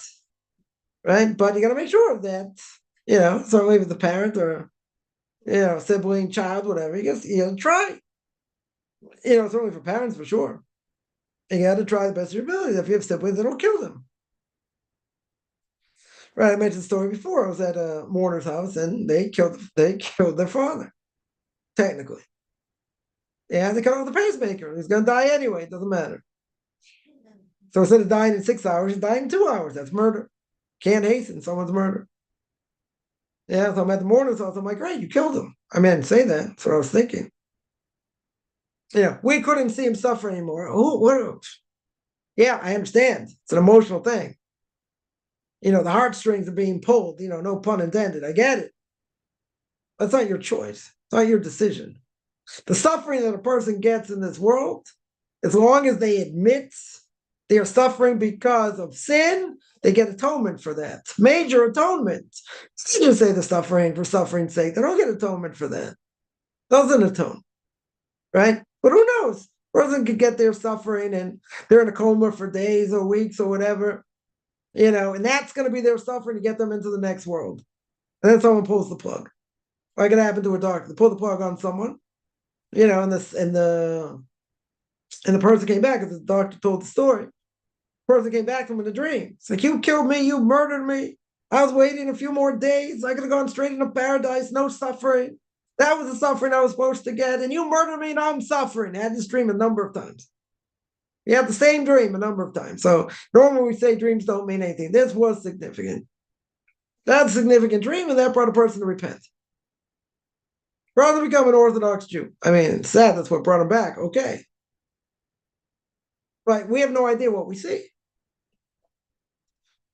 Yeah. There's a guy, in their 20s, major car accident, in a coma, and the parents, kept trying to make the decision. Should we take him off life support? Not take him off life support. Meanwhile, the person, their son, was unconscious, was totally unconscious, but he heard everything. He's like screaming at the top of his lungs, "Don't kill me, don't murder me, I'm still here." They couldn't hear him. But eventually he came out of it. Yeah.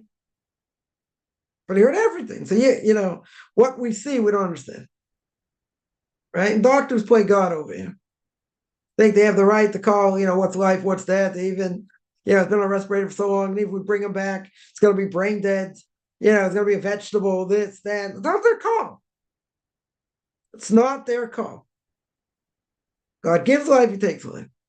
Now, people want to hasten it, they want to do it to themselves. Okay, they have free choice. But who gives the doctor a right to pull the plug and all that? And play God and say, well, you're not going to have quality of life. Well, they determine what quality of life is. Mentioned this story before. There's a woman that her mother was, had cancer, whatever. They basically tried to convince her to die. And she was deteriorating. So primary doctor said, listen, if you don't get her out of that hospital, she is going to die. They are going to kill her. They want to put her in hospice, put her away. Daughter got her out. Got her out, another hospital. She lived another 10 years. Mary would say, if I get too close to the hospital, he told me this 20 years ago, 25 years ago. Yeah, if I get too close to a hospital, they're going to say I'm a cadaver, a piece of meat, I'm already in the ground. Like, I'm going to be like a scientific experiment. Because they don't value life. So they don't value life, but they play God. That's bad. That's bad. It's be our own, advocates, or family has to be advocates. Can't let them kill people. I've ingrained that in my head. And it's like, you do whatever it takes. You make sure no one, if you have a say, you do whatever it takes, doesn't matter how much money it costs. You stop someone murdering a parent. You do whatever it takes. This is a serious prohibition. Very, very serious prohibition. I.e. murder. Right? It's murder. It's like there's no difference over here. By pulling the plug or shooting them in the head. Same thing. Exact same thing. Look at it the same way. I remember I spoke about this years ago, and someone all of a sudden in the middle of class burst out in tears, and because this person has done this a number of times with non-Jew. So let's pull the plug. All right, we all it's murder. There's repentance for such a thing. You can repent for doing such a thing. Essentially, it's murder. And again, it doesn't matter how it looks. Right? Murder's murder. People say, no, this is mercy, right? It's what euthanasia is. Mercy. What's mercy? You killed him. 100%, you killed him. So if it's direct, it's forbidden. If it's indirect, that's not murder.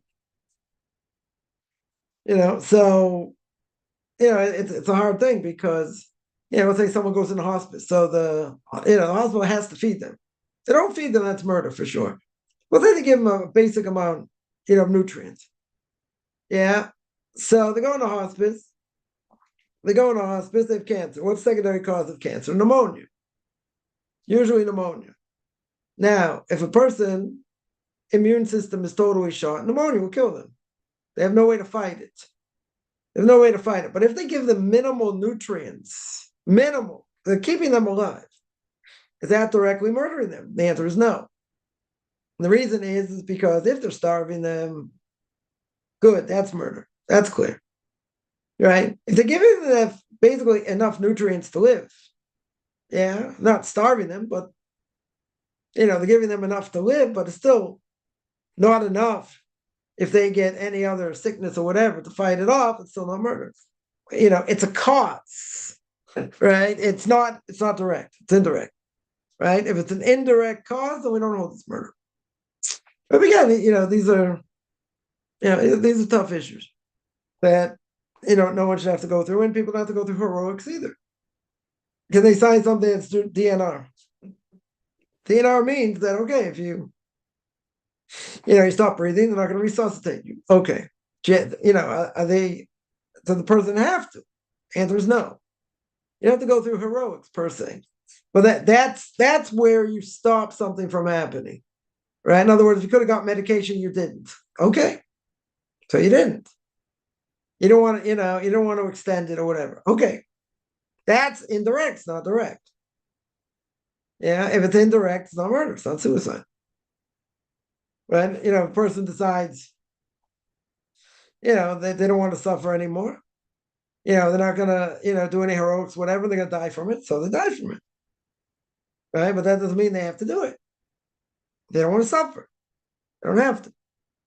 Right? They definitely don't have to. But if they do something direct, they do something direct, that's a different issue. Right? They take something, or let's say they take something that hastens death or whatever. Yeah. So that's a problem.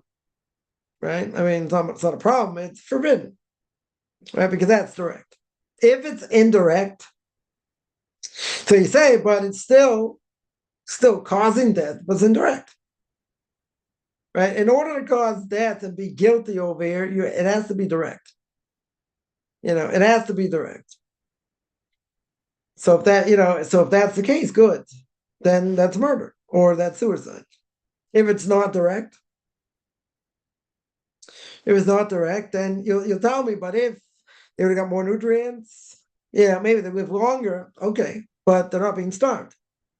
The fact that they're not being starved is enough to say it's not murder. But they're weak. They're extremely weak. Very good. They won't be able to fight it off. They get sick. Very good. But that's indirect. Right? It's indirect. So, these are hard things. These are hard things in general because, that's what they are. No one should have to, no one should have to ever go through them. But, if you do have to go through them, right? If you do have to go through them, then there are certain things you're allowed to do, not allowed to. But, you have to ask someone, obviously, who has the knowledge, who has enough knowledge. The end of life issues are, they're hard issues. Very, very, very, very hard issues. Sometimes, it is permissible to pull the plug. If let's say person's only living artificially because they're on a respirator, you don't leave them on forever, per se. After a certain amount of time, whatever that amount is, you can take them off the respirator, see if they can breathe on their own. Right? So if you test it, you see in general they can't breathe on their own, then the respirator is only artificial life. It's only artificial life, then no mitzvah to put them back necessarily on the respirator. Right? I mean, whatever, these are big issues. These are big issues. If a person's already on the respirator, they put them on the respirator, not so easy to take them off.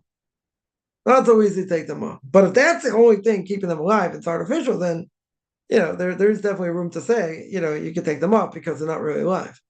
That's only keeping them alive, but it's not going to bring them back. Right? Whatever, but a lot more factors involved. In that. So I would say that in this world, you have to know how to live and you have to know how to die.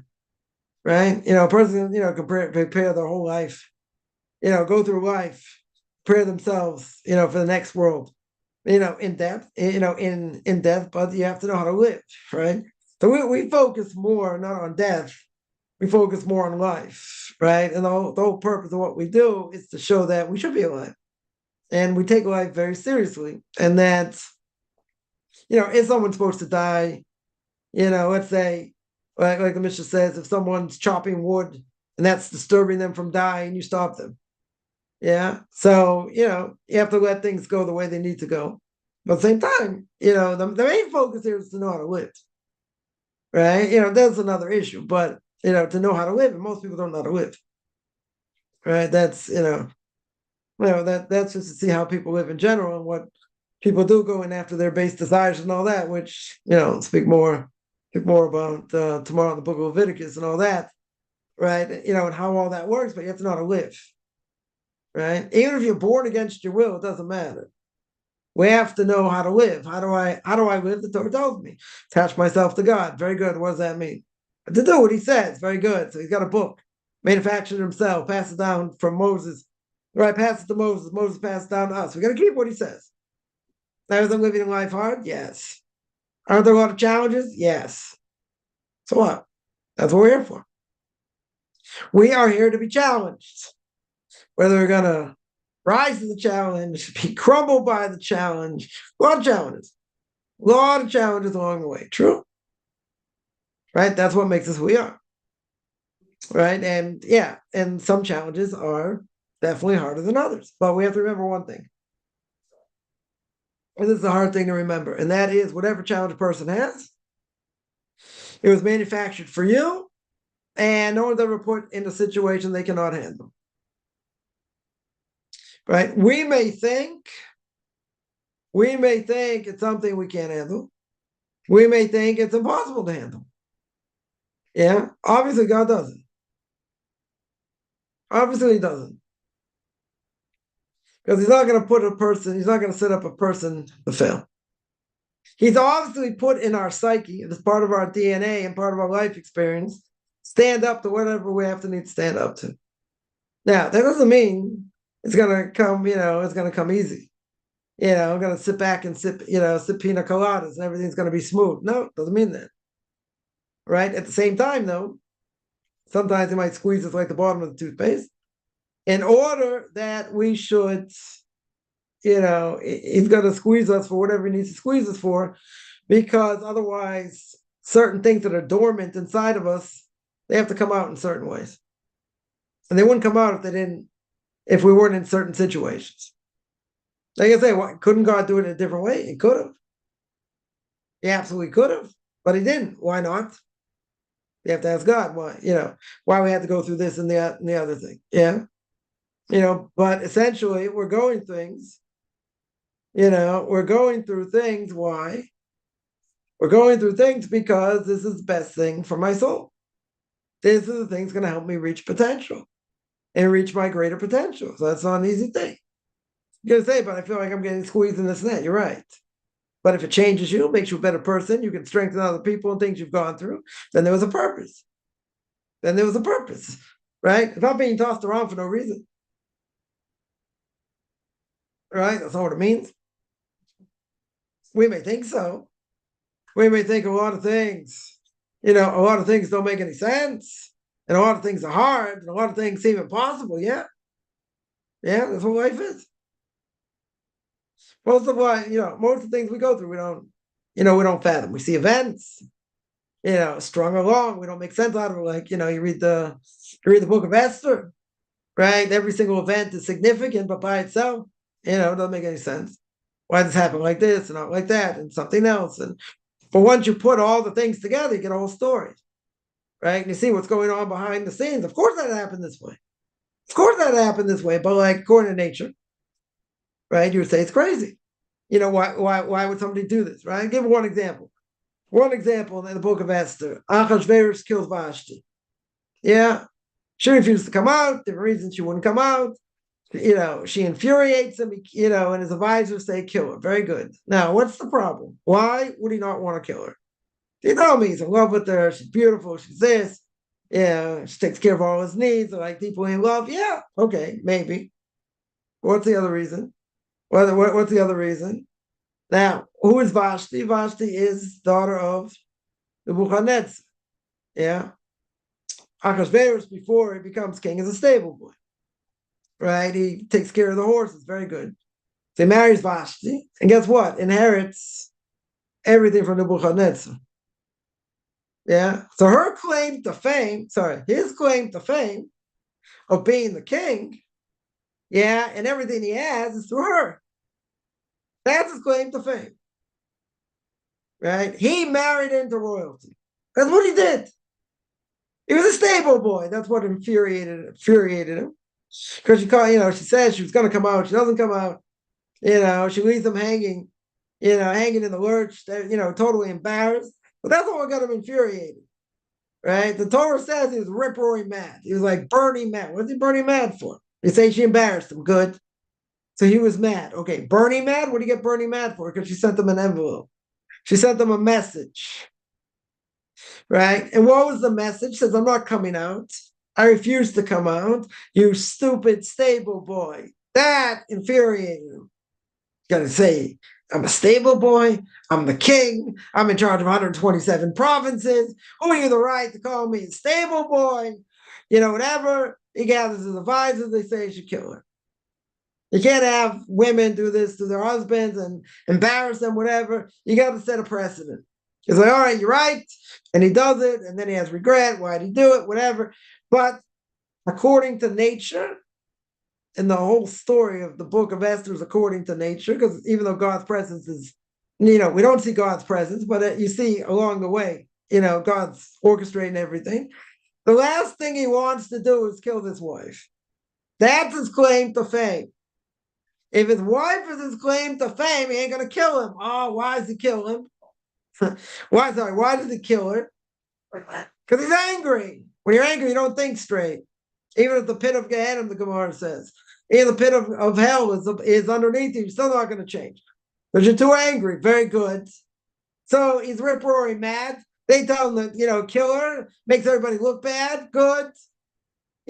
But it's a problem here. Because that's his claim to fame. He just destroyed his legitimacy. Now he's going to make his legitimacy stronger. Now that she's not around, whatever, okay. Right? But his whole legitimacy to the throne is through her. And what's the last thing he wants to do is kill her. Well, what happened? God orchestrated it. Right? The reform before the Mako, as we say, the antidote before Jewish people are going to get whacked. Right? She has to go off the scene. She has to die. And who's going to take over? Esther. Right? Esther comes and takes over. Now, what did Mordecai tell her? Mordecai says, whatever you do, don't tell them where you're from. Don't tell them who your people are. I'm a lover of Jews in general. Right? Different than Haman. There were two peas in a pod. Yeah? Now, a person meets someone for the first time. There are two questions you're going to ask them. The first question is where you come from. Right? Where are you from? The second question is what do you do? Right? That's how we're going to define people, for better or for worse. Yeah. So he tries to, cajole her to find out, where she's from. Where she's from. I'm gonna take taxes off this place. I'll take taxes off that place. She's not moved by anything. Yeah. She doesn't tell him. So you're gonna say over time, someone's gonna be with someone else and have no idea where they came from. I have no idea what their background is. I have no idea whatsoever. And this is the queen. This is like, I'll give you half my kingdom. And you have no idea what nationality she is. You have no idea. Maybe she's French, maybe she's Swiss, maybe she's, I don't know. I mean, she's not Chinese, she doesn't look Chinese, let's say. Right, whatever. You have no idea where she comes from. None. None whatsoever. You don't know her background. I mean, how long is that relationship going to last? If that's a basic thing a person should know, you would think. Mordecai tells her not to tell, and she doesn't tell till the very end. Yeah, so you're going to say, okay, that's interesting. These other things are interesting, but when you see what's behind the scenes, a drop of what's behind the scenes, mind-boggling. Absolutely mind-boggling. You see that God's orchestrating everything the whole time. And Haman's like thinking this and thinking that. He's got the upper hand, and it's all a charade. The whole thing is a charade. Not only that, there's one other thing.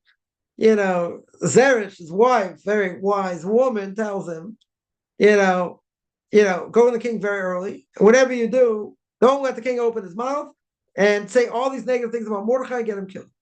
So he's all set. He goes in very early. They call him in. And he's about to open his mouth. He didn't listen to his wife. And the king spoke. Now, you would say, maybe just interrupt him. We can't interrupt the king, right? So king spoke. And he says, what would you do to honor someone? Now, at that point, they should have said, Mordecai's this, Mordecai's that, you got to kill him, you got to whatever. He's dangerous. And he lost himself. He lost himself in honor. Because he had a big head, mega wealthy. mega wealthy, mega power. And all these kids, like all these dukes and whatever in different places. So they're like mega power. And he heard honor. What at that point should he have done? Should have listened to his wife. And his wife said, start saying things against Mordechai, but he lost himself. He lost himself because he had Gaiva up the gazoo. He was stuck up like you can't imagine, like multiplied by infinity. It's like honor. Who do you want to honor more than Who do you want to honor more than me? And he forgot it. He got so caught up in himself and in honor that what happened? That was it. That was the beginning of the end. That was the beginning of the end. Right. So now, once you see that, then you see how the rest unfolds. He's dead. Right. That's it. In a couple of chapters, he's finished. Right. That is the beginning of the end. Right there.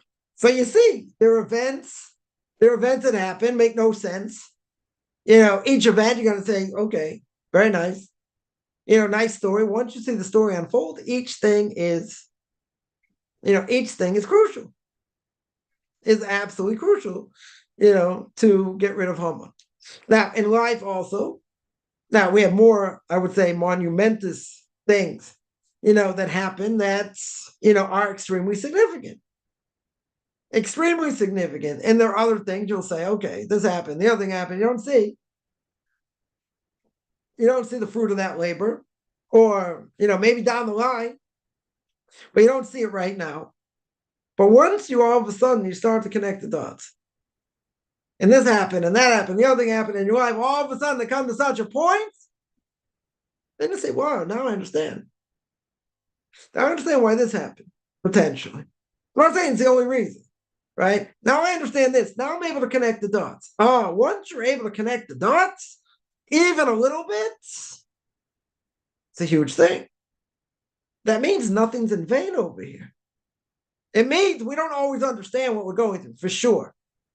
Right? I use myself as an example. 20 years ago, more than 20 years ago. Yeah. So I had certain things I wanted to do, and God said no. He said no. Yeah, for whatever reason. Now, would I have thought I would have been successful doing what I was doing then and doing what I wanted to do? Yes. Yeah. Even, people say, oh, he's conceited. He thought he could have done this. I think I would have been successful anyway, right? To a certain extent. 20 years later, 25 years later, more knowledge, more life experience, gone through a lot more. Now what I want to do, I'm in a much stronger position. Much stronger position. So now opportunities that may come up, right? That may come up. I'm in a very, very different position now. No, I'm not saying everything happened. Everything happened and, whatever got me to this position. I mean, it did to a certain extent, right? I'm not saying all these things, happen just for that. It could be any number of reasons also. But if you put some of the picture together, a little bit of the picture together, what do you see? I go through certain things, me, myself, personally, all three of us, right? My civil complex here, right? I had to go through certain things. Yeah. Turned upside down in many ways over the last 20 years. Let's say the last 20 years.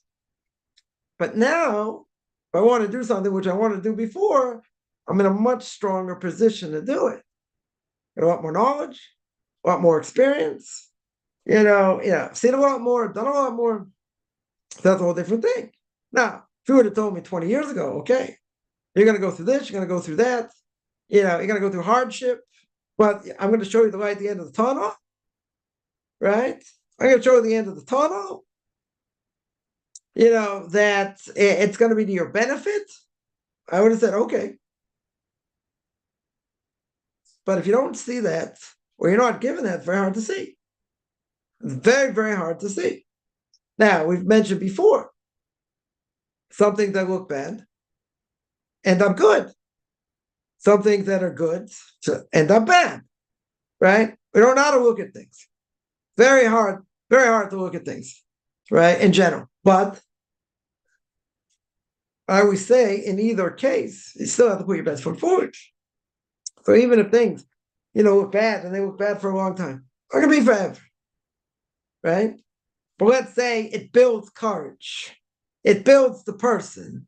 It builds what you want to do in the future. You say, okay, I'll sign up for that.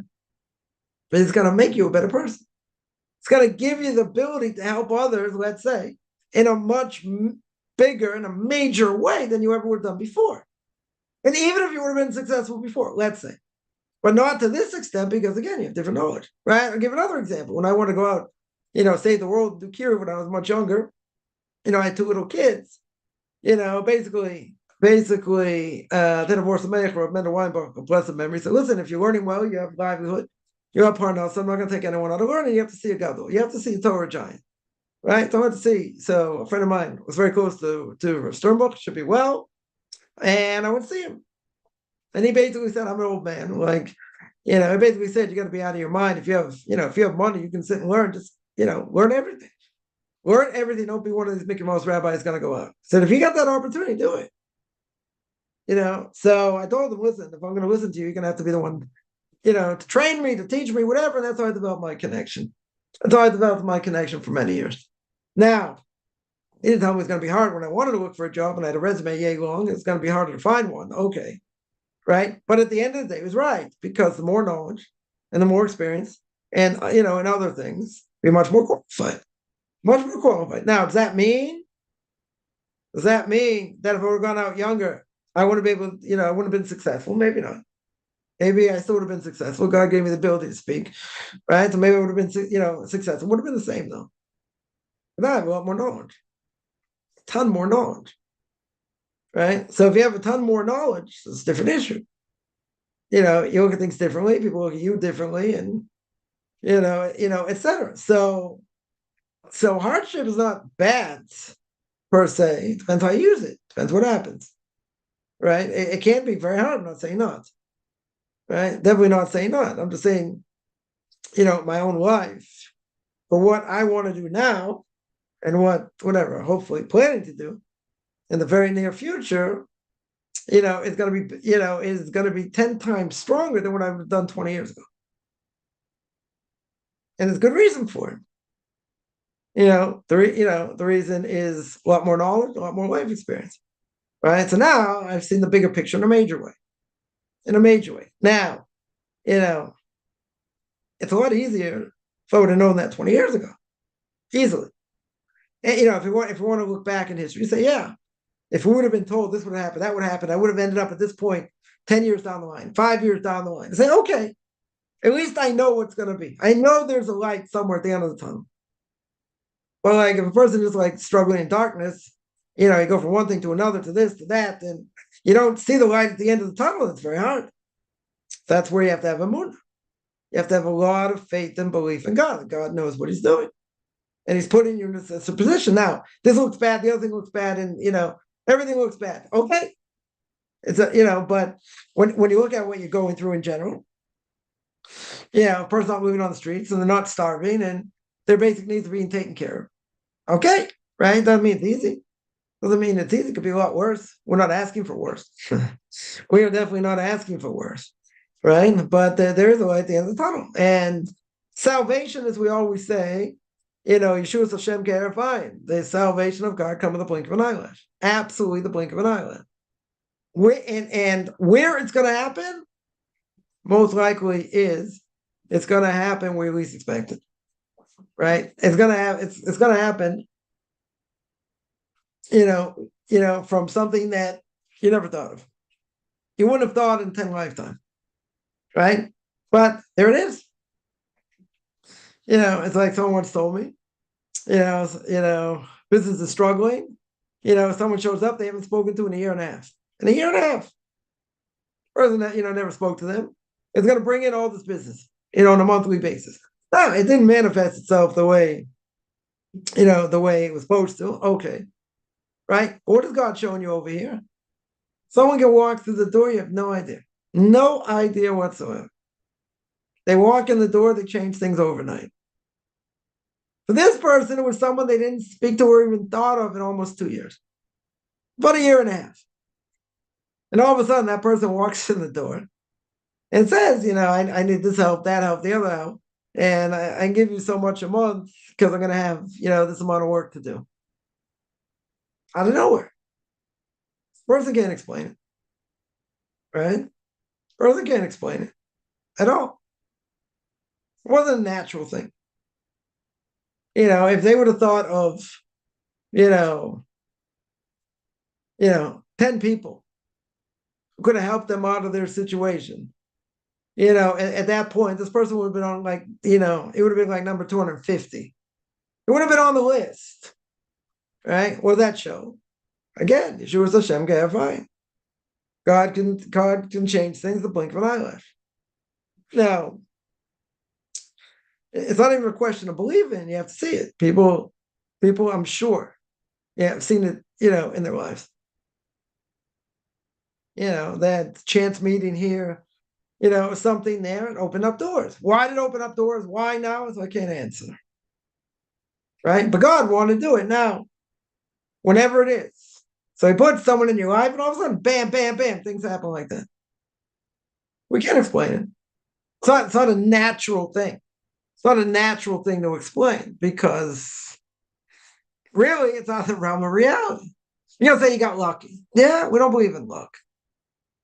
Yeah, things happen for a reason. Things are calculated. When it's supposed to happen, it will. Well, if it's not supposed to happen, no matter what you do, it's not going to happen. Right? Until God wants it to happen. Very good. That's called the right time. That's called the right time. Very good. I would say that it's frustrating, though. You're going to say, I needed this 2 weeks ago. I needed it a month ago. I needed it 2 years ago. Okay. God says you're going to get it now. Right? It's working on your patience, working on your emunah, right? Working on a number of things that you have to work on. Okay. Is it easy? No. But do we have emunah that God's doing the right thing and he knows what he's doing? Yes. That's a hard thing. You got to work on it. But if you live with God on a daily basis, everything's about him and he takes care of my needs and, and all this and all that, then yeah. Right? And, you have to put your best foot forward. No one's saying no. But at the same time, what do you have to do? You have to see. You have to, you analyze life, and you see this happened, the other thing happened, something else happened. And maybe nothing comes out of it. Maybe, you got to remember, if doors are shut, other doors open. When do they open? How do they open? Good question. Very, very good question. But they open. No one's stuck forever, right? Unless you're unless you're a Hindu, whatever, you belong to a certain caste or whatever, you're stuck. Okay. So we don't believe that.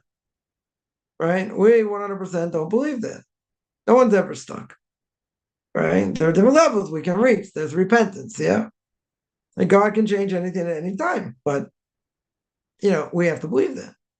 Not only we have to believe it, I'm sure we see it also. Right? But again, as we said before, things that look bad are not necessarily bad. They may end up, they could end up good. And things that we think are good could be bad. Right? So someone here says that story of Purim, yeah, Jews are too comfortable, exile, feasting, yeah. That's why the decree was made. Yeah, but they repented. They got too comfortable. Right? Today, I see very clearly, right? I think anybody can see. Yeah, for a Jew to be comfortable, can't be comfortable. Even if you live in the lap of luxury, even if you're living, in a country that's, is great for Jews and whatever. Even so, today for sure, you see that we're in the hands of God. That's it. Not in the hands of men. We are in the hands of God. You have to put our best foot forward. Very good. But God's the one ultimately in charge. Can't get too comfortable. All right. That's been the struggle of this generation, is wealth. And feeling like you're in exile, like you own the place. Yeah. And that's a problem. That, God's going to call out. Too comfortable. You don't belong where you are. You really belong in Israel. Okay. And for whatever reason, a person can't live in Israel, good. Yeah, if you have a legitimate excuse, good. Right? But you can't get too comfortable. You have to realize you're in exile. Right? Today, I don't think that's too hard. No matter where you live. You see it every day. You're in exile. Right? We're in exile until the Messiah comes. So you're 100% right. So, Jews get too comfortable. They enjoy the meal, vachas too much. God says they deserve to die. Everybody. But he revoked the decree because of repentance. That's true. Not every bad decree, God forbid, is revoked. We see that. And it can be a horrific decree. Tremendously horrific decree. Yeah. Any other questions?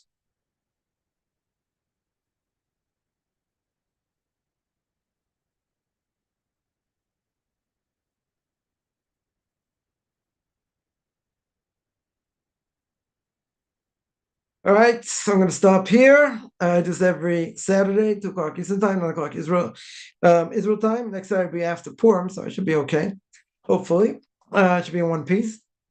So we'll continue with this next week. Anyone has any questions, find me on Facebook at Mike Chaim Kaufman.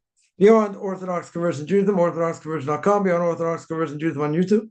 There I got videos on Q&As, Ethics of Our Fathers, Book of Leviticus. You want to send me an email, rabbichaimkaufman@gmail.com, RBBICHAIMCOFFMAN @gmail.com, whichever